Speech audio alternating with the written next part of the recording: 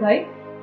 આનું શરીર એકદમ ઠંડુ પડી ગયું છે, પણ હવે આત્મહત્યા કરવાનો પ્રયાસ કેમ કર્યો હશે?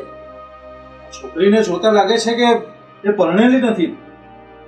ચોક્કસ એના ઘરમાં કઈ તકલીફ હોવી જોઈએ.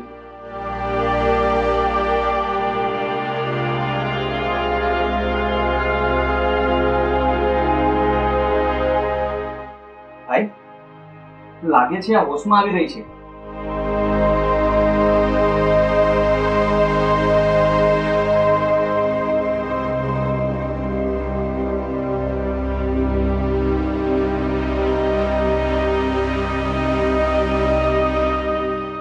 તમે બધા કોણ છો અને અત્યારે હું ક્યાં છું?